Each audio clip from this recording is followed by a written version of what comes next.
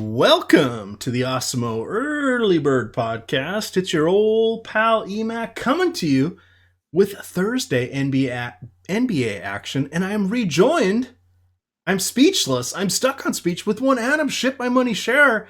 Adam, it has been forever since we've done a podcast. I think I have 3 solo podcasts in since you've been doing your trips out to live finals and taking up semi-permanent residence there in San Francisco, learning that you love sushi. What's going on? Catch the folks up. I haven't heard your podcast. I know you and Dan covered for me yesterday, but how's it going? Yeah, pretty good. It has been a while. I keep leaving you hanging on Fridays and kind of forgetting that I have the podcast. Went out to dinner the last 2 Fridays, have Wizards tickets this Friday. So, haven't been doing too many. I'll be back.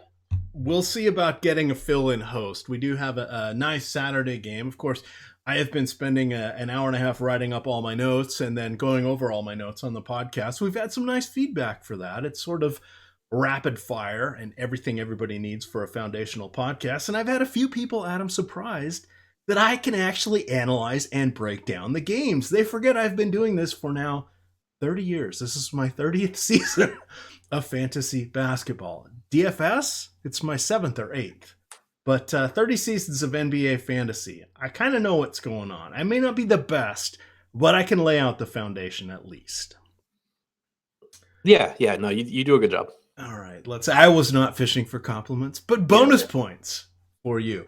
We've got a 6-gamer here. We have only one team on a back-to-back playing on, I've lost track of days, playing on Wednesday, now playing on Thursday, is Oklahoma City. They are in Brooklyn on tonight, on Wednesday, and they will be in Indiana on Thursday. Now, they are playing 5 in 8 days. So if we go from this Wednesday to next Wednesday, they will play 5 games. This is the only back-to-back.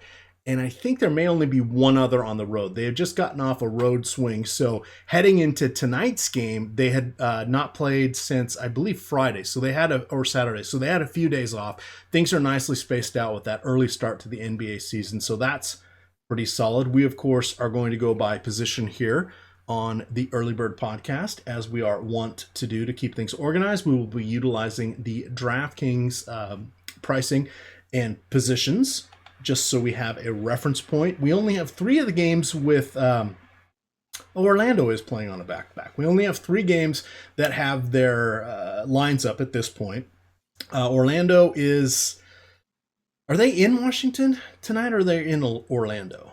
They are in Washington. Okay, then they're back in Orlando facing Cleveland tomorrow. So I'm assuming that line's just not up, because who knows what's going on with Larry Nance, and we'll have to see if anything befalls any of the Orlando Magic. But we're going to get going here. Let's start off at point guards. Adam, we have Russell Westbrook at the top. We've got, there's more. I'm sorry. I should have set this up better. Utah is also on a back-to-back.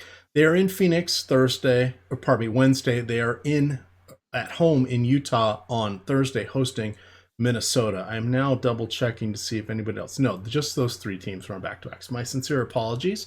Normally I don't get caught off guard by that, but Adam and I were catching up normally when I would be checking all this stuff, since it's been a long time since we've been together. So my apologies there. Adam, let's let them hear you talk. We've got Westbrook against Indiana, tougher matchup, but he's only 10,900 on DK. You've got Kyrie Irving, delicious matchup going against Sacramento. He is at 8,900. And then, of course, it's a Thursday. I don't think Kawhi Leonard rests on Thursdays. I'm pretty sure that's only Sundays, so he may be cutting into some of the Kyle Lowry action. But what do you got here at the top end of point guard for Thursday's games? Yeah, I mean, the price tag for Westbrook, you mentioned it's a tough matchup, but 10,900 is pretty much as low as you really get for Westbrook. So obviously like that price tag. Love the spot for Kyrie against Sacramento. They've been a bit better defensively, but they still play at a fast pace. Kyrie, is a 1.3 to 1.4 fantasy point per minute guy. 8,900 is a really nice price tag for him. So those 2 guys stand out. Lowry, obviously, if Kawhi sits, becomes a phenomenal play against the Lakers. But if Kawhi's in, not as excited there. The price, he's playing big minutes. He's playing a bit better, but still takes a hit when Kawhi's on the floor. So I would put him behind Kyrie. I'd put him behind Westbrook, even factoring in price.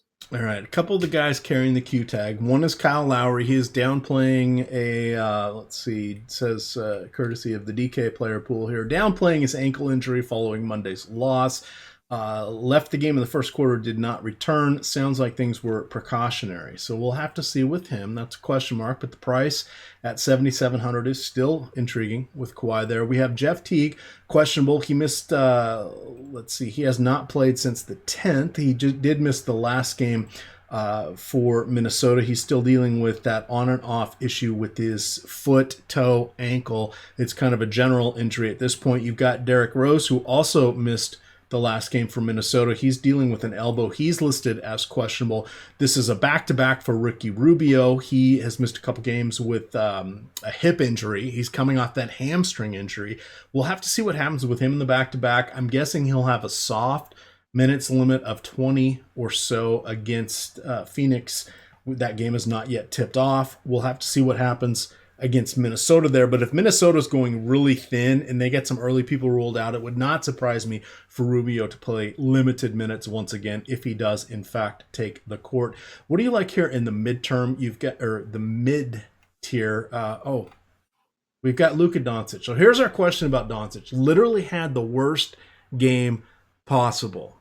I read a couple different articles about this, and he was in intriguing company for how bad his game was. Now, he was 5 of 18 from the field, but 1 of 7 from 3, 1 of 9. He missed 8 free throws.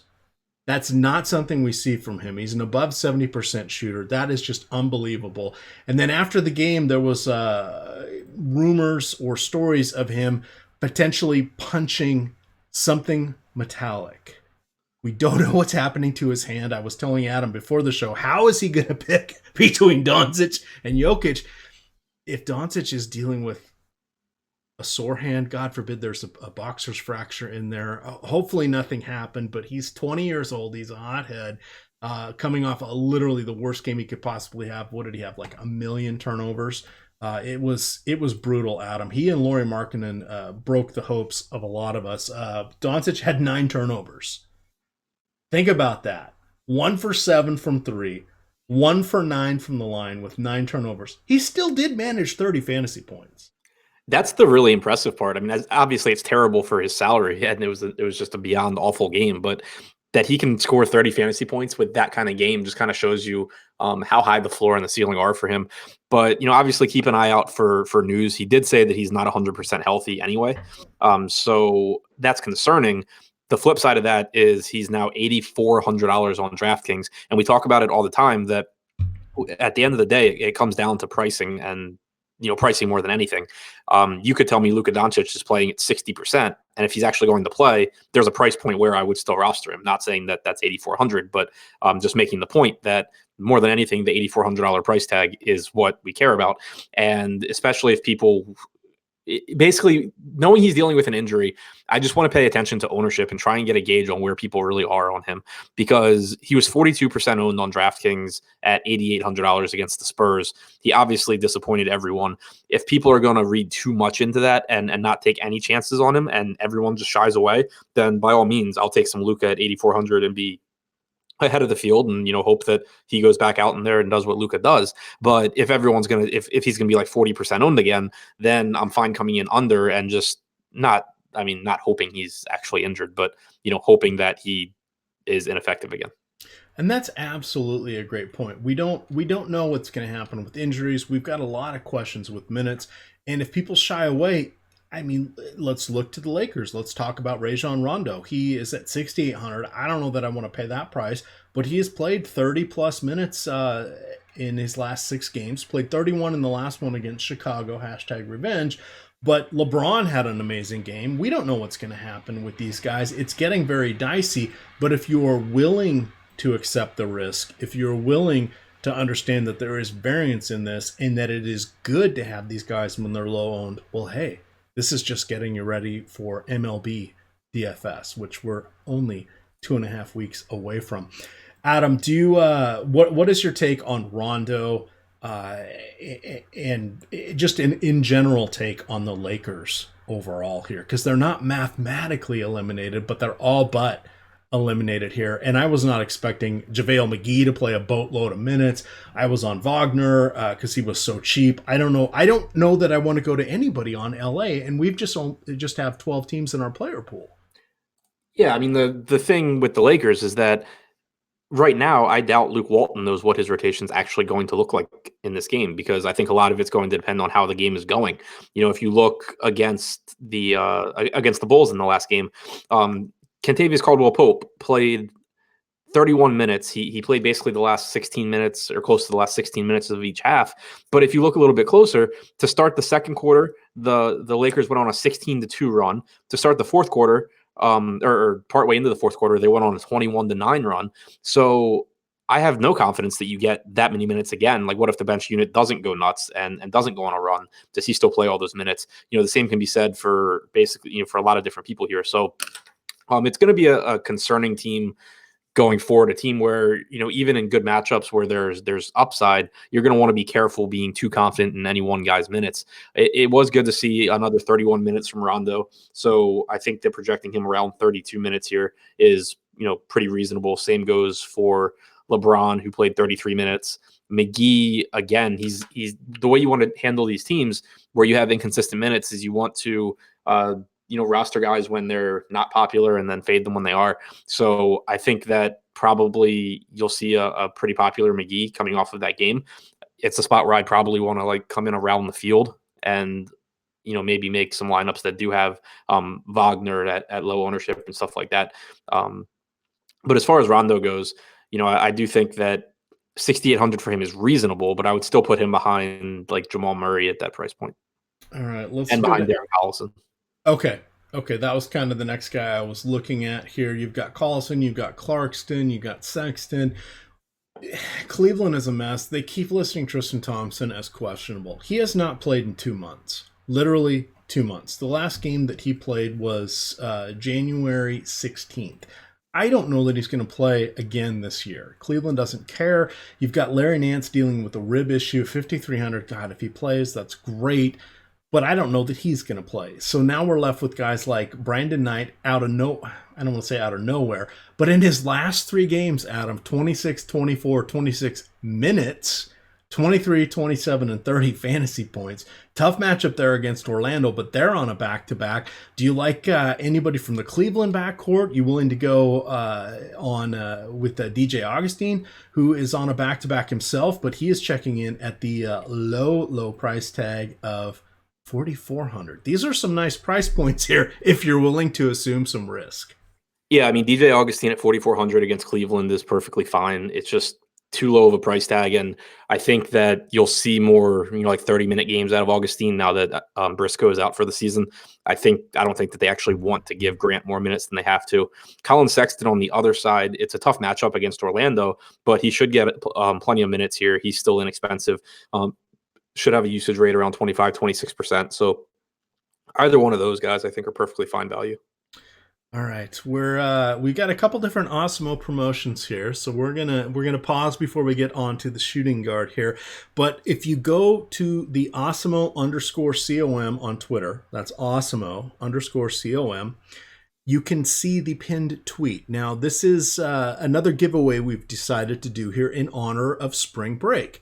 So if for the prize, you and 2 friends can win a free month of Osmo.com. All you have to do is tell us any sports event, past or present, that you wish you would have attended. Tag your 2 friends, retweet this with the reason why you want to attend this sporting event, and you will have a chance to be in the drawing. So all 3 of you can get 1 month of full access Osmo premium content. So do you wish you were at Kobe's 81 that he dropped about a decade ago? Do you wish you were at Reggie Jackson's 3 home run game? What do you want to see here? There's all sorts of exciting stuff. Adam, if you were at a game, and I heard this on a different platform, it might have been your podcast yesterday. What game do you wish you would have been at? Yeah, it was me and Dan. And the first thought was the Jeffrey Mayer game. I was like 6, but if I could go to the Jeffrey Mayer game and sit next to Jeffrey Mayer, I'd take that in a heartbeat. So you would take that over any of the 3 Super Bowl championships from the Washington pre-Daniel Snyder football team. Yeah, I mean, those were teams that I was only alive for one of them. I have no connection to any of them. That Orioles team was like that Jeffrey Mayer game is like one of my first sports memories, Okay. where I was actually like following sports and could understand what just happened. All right. I think so. Funny enough, with Washington in the Super Bowl against Miami, the Killer Bees season, I think this was the 83 season. I was in 5th grade or 6th grade. That was the first time I had ever done sports wagering. Yes, it was illegal because it was a squares game. So I attended a party, huge giant party that my parents were at with some family friends. There was probably 50 adults and 30 kids. They locked all the 30 kids in the other half of the house and we just went wild. But I did bring a little bit of my pocket change because I'd heard there was going to be a Super Bowl squares game, Adam, and I wanted to know what that was all about. And I did win one of the quarters. So all of a sudden I was hooked. Before I knew about fantasy sports, before I knew about gambling, I was all in. So that was my first ever bet and I won. There you go. Nice start. Good times there. All right, here's a bet where I'm going to lose. We're going to talk about the Fred Van Elite fan club. It has morphed into the Jeremy Lin fan club in the absence of Fred Van Elite. I will be posting that on my Twitter timeline. It's just $1. It's on DraftKings. 40 teams, top 10 get paid, and I have to play Jeremy Lin. So there you go. And if Leonard and Lowry are both playing, Jeremy Lin, not a good play. So that is me paying the rake for you guys. Check that out. I'm on Twitter at EMACDFS. So ignoring the $3,800 Jeremy Lin, because I think that's just crazy talk, let's talk about Buddy Hield, who disappointed literally everyone in his matchup against the Wizards. He himself went 1 for 9 from 3-point range, so Luka Doncic was not completely alone with having a craptastic night. 6 for 21 from the field, 22 fantasy points. That's it. But he came into this game averaging just over 40, I think it's off memory, 43 or 46% from 3, taking 7.7 3-pointers per game. Tough matchup against Boston, but I'm guessing the never again crowd is going to be strong in this one. What do you think about Buddy Hield or anybody else there at the top of the shooting guard position? I like going right back to Buddy Hield here because the price tag's just still too cheap for a guy who has a usage rate up approaching 30%. And the Washington game is just an example of, it was the right play and you got unlucky. I mean, it's not like anything happened that we didn't anticipate. He shot the ball, I think, 21 times. I think he made like 4 of them. And even watching the game, he was just getting a bunch of open looks and not making them. People have bad games. It happens. But it wasn't a process issue. So I'm fine going right back to Buddy Hield. There's no reason outside of, it is a difficult matchup with Boston, but he's, I think, underpriced at 7,300, especially when you factor in, assuming Ricky Rubio plays and assuming Dante Exum plays, that Donovan Mitchell, I think, is a little bit more expensive than he should be now that he's playing with 2 point guards. If Rubio were to sit, then I would love Mitchell, but we don't have that news yet. So as it stands right now, Hield at $1,000 less than Mitchell looks like a pretty good option to me. All right. Do you have a good read on Jamal Murray? He is 6,400, and he's sort of been all over the map. On the season, he is averaging 33 fantasy points per game. In his last 4, he has 42 against Minnesota, 16 at Golden State, 35 at Los Angeles, the Lakers, and 42 in San Antonio against the Spurs. That feels pretty good here. I like him, but I have not been getting him right. He's going against Dallas, which is, I don't want to say a tougher matchup, but they tend to slog as things go. He has, he's played them twice for what this is worth, and he's averaging 36 minutes and 44 fantasy points. Jamal Murray at 6,400, point guard and shooting guard eligible on DraftKings. He seems like he should be in our plans if we're looking for that late night hammer.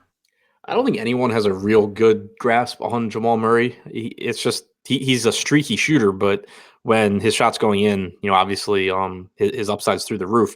The reason his floor is a little bit lower than some similar players is that he's out there playing with Jokic, who is kind of the de facto point guard, even though Murray, is the point guard. So you don't get quite as many peripherals as you do with some of the other, high usage point guards in the league. But where he has shooting guard eligibility, I think that he's a pretty strong option. I mean, it's not a bad matchup against Dallas, not a great one, like you said, but he kind of should never be 6,400 is like a good price for his medium projection. But when you start factoring in volatility and upside, he's someone that will reach the goals, the target score for him in tournaments more frequently than a lot of guys in his price range. All right. This is one where we're going to want to tread lightly with. If we get any whiff that something's up with Luka Doncic, I think we looked at Jalen Brunson. He does have dual eligibility on DraftKings point guard and shooting guard. Over his last 6 games, he is shooting 53% from the field. On the season, he's shooting 46%. He's coming off a game where he made 12 of 16 shots from the field, made half of his three-pointers, 3 of 6, and all 7 of his free throws. So, gosh, I guess that was the guy we should have played instead of Doncic the other night. Weird stuff happens. Are you intrigued by him? Would you consider Gary Harris, Will Barton, anybody else from the Denver-Dallas game here? I don't really see getting to $5,300 Brunson, even though he is coming off that monster game, unless Doncic is out. If he is, then, by all means, play some Brunson, and then also look to Tim Hardaway Jr., who has a usage rate over 30% without him on the floor. But if we assume Doncic is in, the value that stands out to me at the position is Gary Harris, who's 3,900 in that same game, should play about 28 minutes. There's a lot of mouths to feed on Denver, but we did see Mike Malone narrow down that rotation. He said that Isaiah Thomas is no longer in the rotation, so that backcourt's a little bit less crowded. It's just a price point that there's basically no way that at the end of the season Gary Harris is still this cheap. So I think it's pretty clearly a spot where he's underpriced. All right, let's see here. We've got, I don't know, your mileage may vary. Fortunately, Adam's going to be on the deep dive article for Thursday.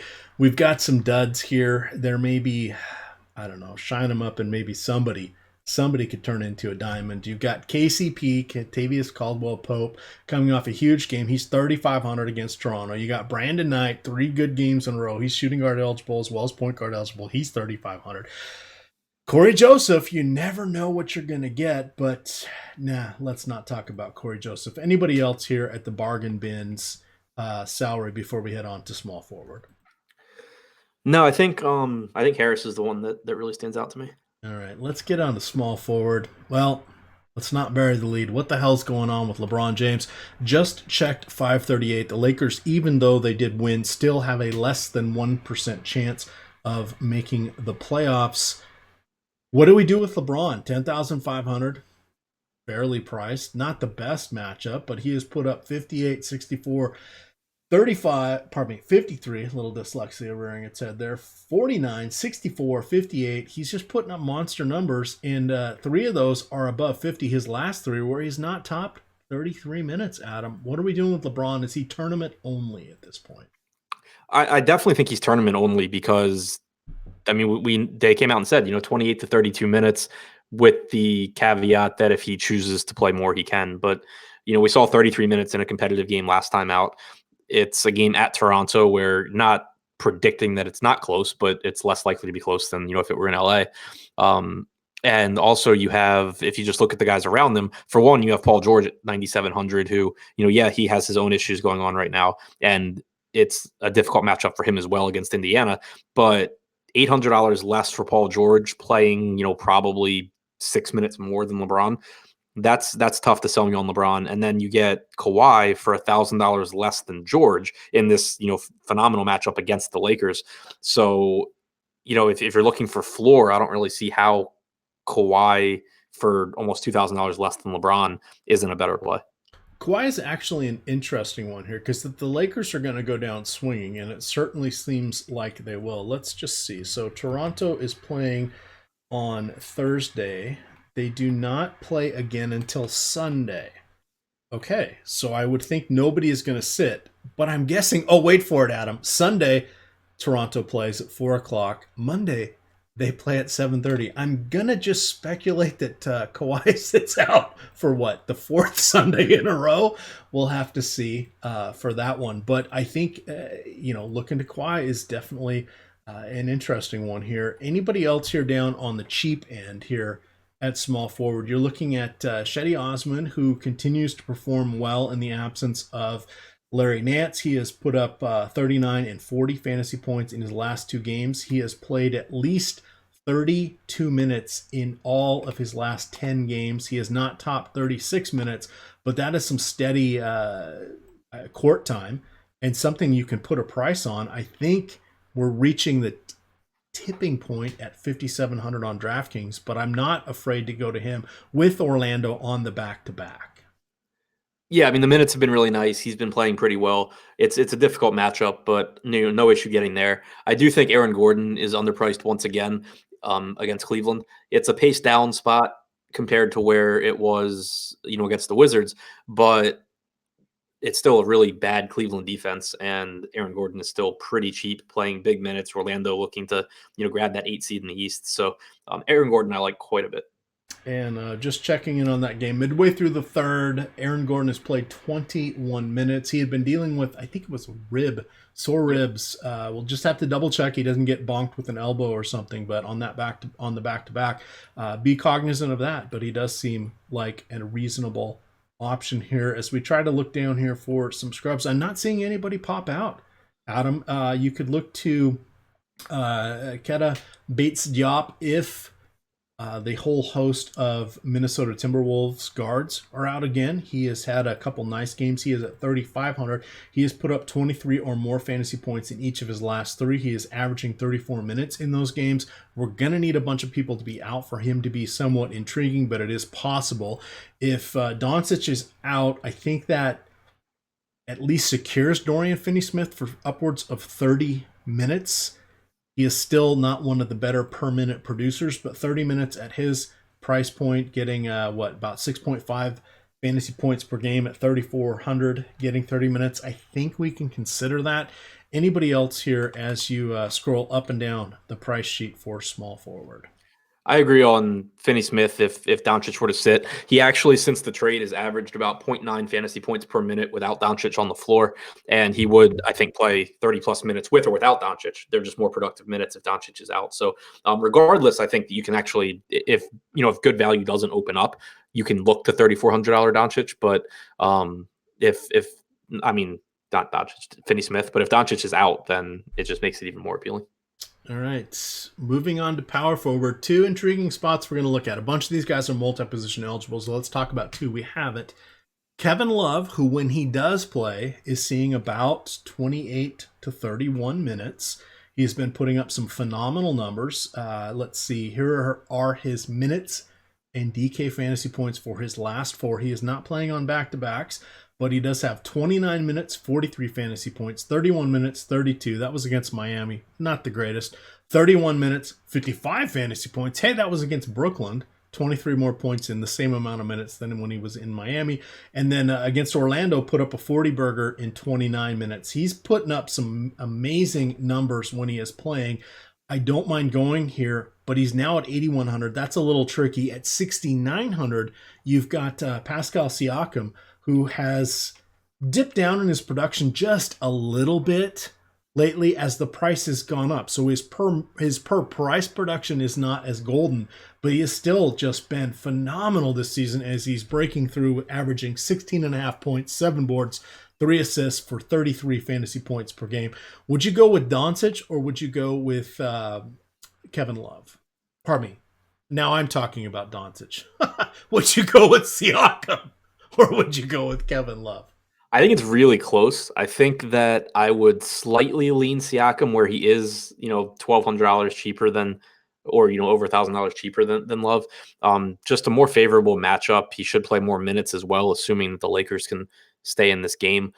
Love is the better per minute player. There's not really a question about that, but it is a much slower paced game for Cleveland than Orlando. It is a more difficult defensive matchup for Love, and assuming competitive games in both, you should also get a few less minutes for Love. All right, here's an intrigue. Also, with Ibaka suspended, you could see Siakam playing some backup 5. Oh, thank you. I had forgotten about that. A 3-game suspension, I believe, correct? Yep. Yeah, no idea how he only got 3 games for that, but yeah. That was uncalled for. I'm going to say it. There are sometimes when, sometimes you need to assert yourself. That was not one of them, especially when the guy wasn't looking. Yeah, if you need to assert yourself, but that's you don't need to come from behind and choke the guy. Yes, that would be what we call poor form. Poor form. Let's talk Jayson Tatum. He is a full participant in practice. He missed the last game. I think it was a sore shoulder. He is at 5,800, going to be going against Sacramento. There is a chance Marvin Bagley is back. We saw him tweak his knee. I think that in the overtime game against Milwaukee about a week and a half ago. Yes, it was. Pardon? Yes, it was. Yeah, so Bagley's been out, but they said 7 to 10 days. He escaped major injury. He should be back. Sacramento's still fighting for that last playoff spot, or a shot at it at least, in the West. Not as worried about Bagley. Want to see full health. Boston, it's a tough matchup. But Tatum coming in at 5,700 in an up-tempo game here, that seems somewhat nice, but he has not topped 40 fantasy points in his last 10, Adam. I do like that $5,700 price tag, though. Yeah, it's nice. It's a nice matchup. I think it's kind of 5,700. Sorry, 5,700. Yeah, I think it's kind of site dependent though, because on DraftKings where Horford, you can play Horford at power forward. He's only 600 more. I do prefer him to Tatum pretty much every slate, especially here. In a nice rebounding spot against Sacramento. It's just a spot where I think that Horford should be able to really fill the stat sheet. On FanDuel though, obviously more opportunity cost with him at center, and you get Tatum at one of the forward positions, so he's a bit more valuable. All right, I'm just scrolling through here. Not a lot to look for. How do you feel about potentially Nemanja Bjelica going against Boston, assuming Bagley is out? Yeah, it depends entirely on Bagley, but if he is out, where is 4,900? Yeah, if he's out, you should get another 26 plus minutes from Bjelica. Not a great matchup, but again, as of right now, there's not really good value on the slate, and we do know that he can produce. So, no problems as long as Bagley is out. All right, brutal matchup here. Oh, go ahead. I do think, sorry, but I do think Jay Crowder for $200 more against Minnesota is probably a preferable spot. Okay, and that's a back for Crowder. Have to see what happens there between him and Favors and minutes and yada, yada, yada. They'll be playing the Night Hammer, which is not yet tipped off as we record this on Wednesday. Karl-Anthony Towns, 10,200, really nice price point. Tough matchup going against Rudy Gobert. Of course, those Jazz are going to be on the back-to-back, as I just mentioned, and he has put up in 34 and a half minutes in 3 games against the Jazz this season, 57 fantasy points. I would take 57 fantasy points for 10,200 if you lock that in for me right now. What do you think about Towns? He's a good enough offensive player where I'm not really concerned about the matchup with Gobert, because he can just do so much that doesn't, he doesn't rely on scoring at the rim or anything like that. He just contributes in a bunch of different ways. If any of Teague, Wiggins, Rose, some combination of the three are out, then I think that Towns just becomes even better. He basically goes from a 1.45 fantasy point per minute guy to about 1.6 fantasy points per minute. And the price tag, I'm looking at the DraftKings pricing right now, but he's 10,200, pretty clearly priced down for the matchup against the Jazz, and it's not even that bad of a matchup. So I think that he's pretty clearly a top play. And coming back the other way, you do have Rudy Gobert. He is on the back-to-back in the same 3 meetings against Karl-Anthony Towns. He has played 33 and a half minutes, averaging 43 DraftKings points with a 19, 11, 3 assists, 3.7 blocks, 1.7 steals. That's pretty solid. I think we can consider him. You've got, I don't know, the churn. I don't know what we call this, but Steven Adams on the back-to-back going against Miles Turner and the Pacers. That seems a little bit interesting, but we have not seen Adams uncork his upside in quite some time. That game's still going on for tonight, but prior to tonight, in his last 3 games, he has not topped 30 fantasy points. That's the mark we need him to get to as a baseline at 6,000. Do you like him in this matchup against Miles Turner? Not really. I was willing to go there some against Brooklyn last night just because it's like a prime matchup for what Steven Adams does. Not so much here against Indiana, who, it's obviously just a good team, but also, slow-paced game. They don't give up rebounds quite like the Nets do. But we've really just seen the numbers across the board not be there for Adams when George and Westbrook are both healthy. Now that they're having their minutes staggered and at least one of them is always on the floor, we've really seen a hit for Adams. And then if you look at guys that are priced similarly to him, you have Adams averaging 0.8 to 0.85 fantasy points per minute in a tough spot here. Or you have Dwight Powell for $100 more, averaging about a fantasy point per minute against Denver in a more favorable matchup. So if I'm going to one of the two guys in that price range, I'd rather get to Powell, and that's without considering Siakam where he has center eligibility.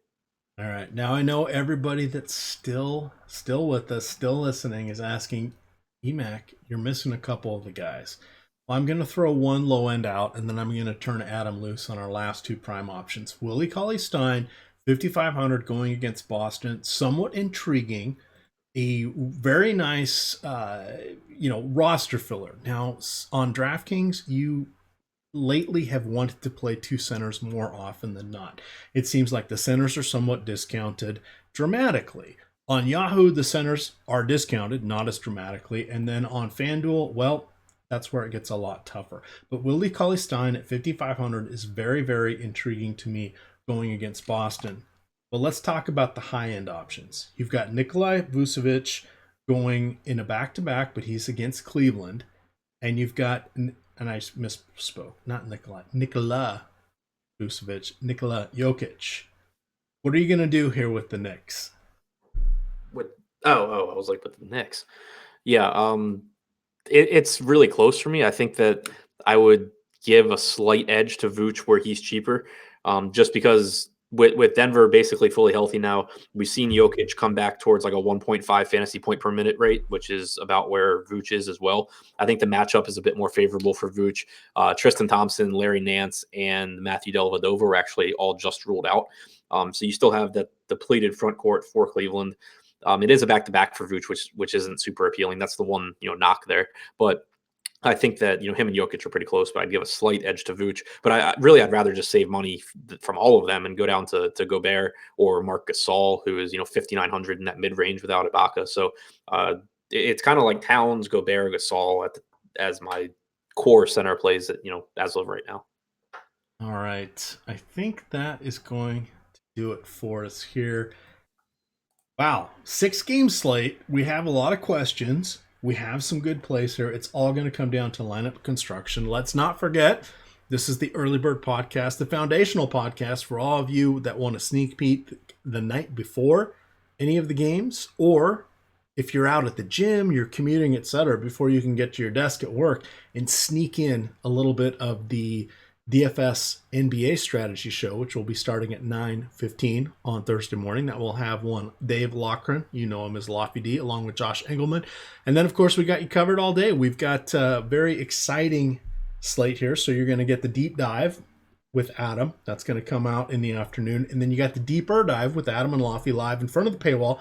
Make sure to follow the Osmo YouTube channel, but that's going to be going off at 5 o'clock. And then at 6 o'clock, you will have one Fast Eddie Fear taking you down the home stretch with Josh Engelman as we get ready for another exciting day of NBA in our stretch of 17 days with at least 6 games or more.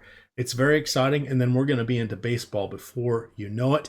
With that, if you've not yet signed up for Osmo, you can definitely do so. Use the promo code EARLYBIRD, all one word, and you get 50% off at checkout of any 1-month package that does, in fact, include the Fantasy Cruncher add-on. You can check out my article, the Cash Building Block article. It's free in front of the paywall. I have been putting in every day a Fantasy Cruncher tip of the day. Just got a shout out from Dave at Fantasy Cruncher. He said he really likes those. We've got screenshots. We explain different ways to handle groups, to handle game stacks, to handle uploading different elements such as the Osmo grades, the Osmo ownership projections, etc. It's been a very helpful article. You guys should go check those out. Check out some of the old ones covering a new topic every day. And if you have anything you'd like to see, hit me up on Twitter at EMACDFS or leave a comment there on the article, and I will make sure to cover whatever topics we are looking for in future days. You can find Adam at ShipMyMoneyDFS on Twitter. It is Osmo_COM.